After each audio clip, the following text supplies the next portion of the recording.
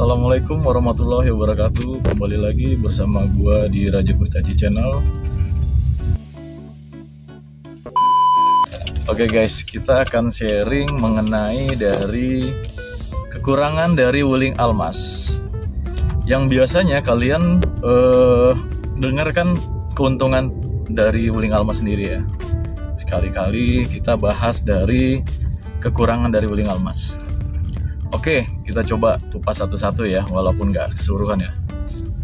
Yang pertama dari bobotnya. Wuling almas ini bobotnya pastinya kurang lebih sekitar hampir dengan 1,5 ton ya. Jadi memberikan dampak berat banget untuk performance seperti itu.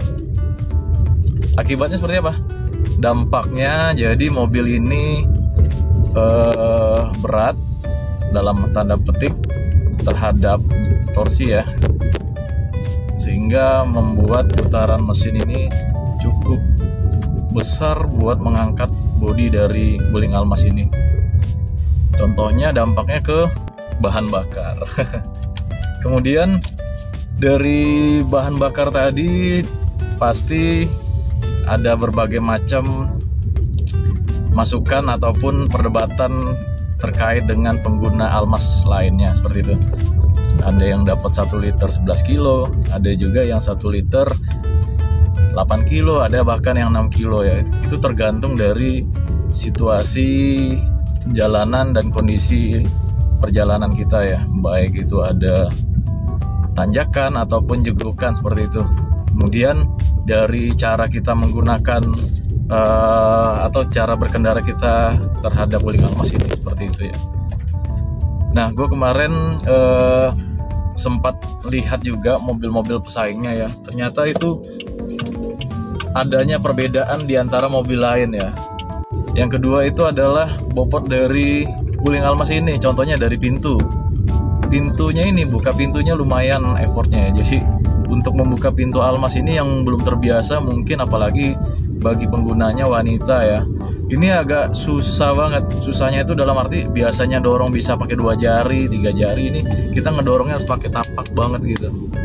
Jadi gue masukin klasifikasi sebagai kekurangan ya, karena memang harusnya kan engselnya atau seperti apa didesain walaupun mobil berat bisa mempermudah dalam membuka pintu tadi ya. Itu yang kedua. Yang ketiga adalah dari mesinnya. Mesin almas ini diidentik dengan mesin Eropa, mesin yang dipergunakan di Eropa kebanyakan. Jadi otomatis panas. Panasnya itu dalam tanda petik bukan panas overheat tiba-tiba meleduk gitu, bukan. Jadi pada saat kita berkendara di suhunya Indonesia ini tropisnya panas banget gitu.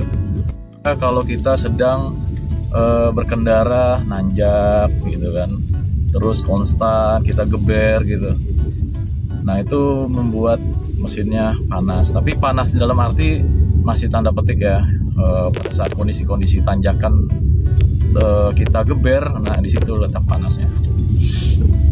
Itu yang ketiga.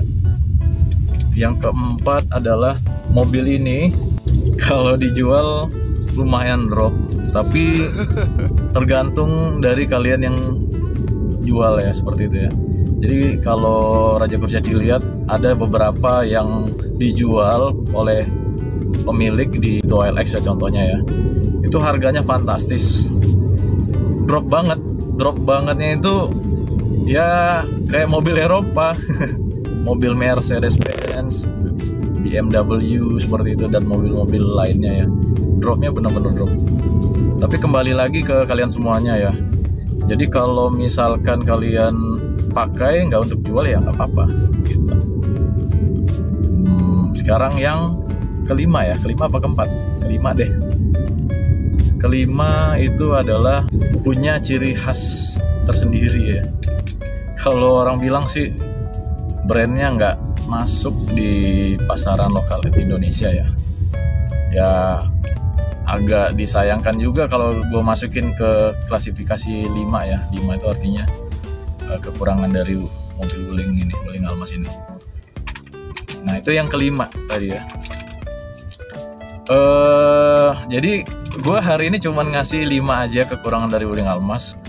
Jadi kalau kalian cari negatifnya atau positifnya hampir nggak sepadan ya.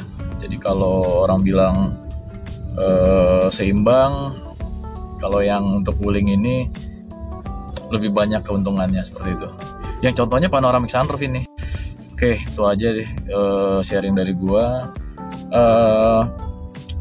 Buat kalian yang buat pakai harian, Almas cukup nyaman. Tapi kalau untuk jarak-jarak dekat sih kayaknya